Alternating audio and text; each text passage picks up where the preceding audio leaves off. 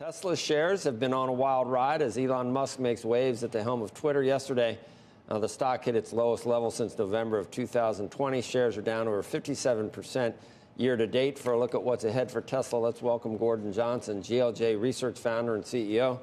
Looked at a Lucid chart. Lucid's down a lot more. Meta's down a lot more. Netflix was down a lot more. A lot of tech stocks are down. You've been bearish for a lot of reasons on Tesla for a long time, Gordon. Some of them are coming home to roost.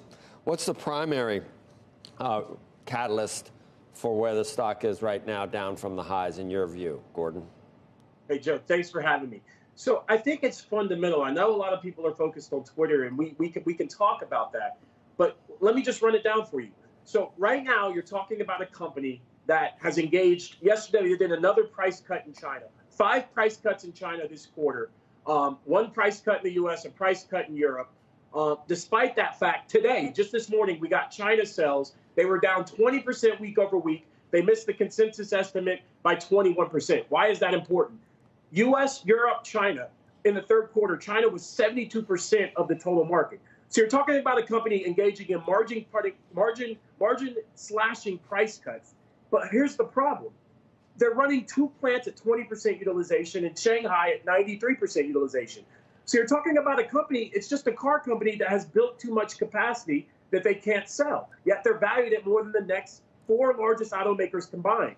So what's happening is institutional investors are simply, beyond just listening what Elon Musk is saying and sell-side analysts are saying, they're looking at this data, and I think they're becoming very concerned. Because if you look into next year, they're running down their backlog. Their backlog in China has collapsed to nothing. Their backlog in the U.S. and Europe down a lot. So backlog down, margin slashing price cuts, yet they can't sell out their capacity. That's a big problem for a company valued for tremendous growth. Gordon, whenever you're on, people say, what is he talking about? Tesla sells every car that it makes. Where do they get that notion? Yeah, that's Joe, I just want to say, that's dead wrong.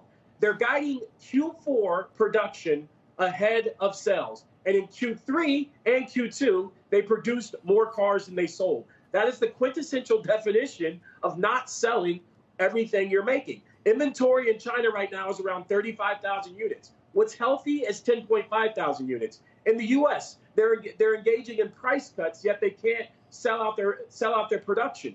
So whoever's saying that, I don't know where they're getting that from. Again, they're producing more than they're selling for 3 quarters in a row, which is a record. And the problem is, on top of all of this, right, you're talking about a company that's not running their factories at full capacity, yet they can't sell what they're producing. Elon Musk is engaging in far-right conspiracy theories on Twitter.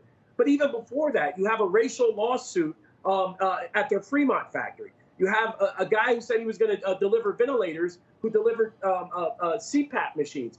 It's just, I think that the people that Tesla's focused on, their core constituency of liberals who thought, EVs were going to save the world, I think they're moving away from Elon Musk. And even if he leaves Twitter, he's still going to be the CEO of Tesla. So I don't think that cloud/overhang disappears. And I think that when you see the Q4 delivery numbers, and you see, more importantly, the Q1 delivery numbers, I think the stock's going to come under tremendous pressure.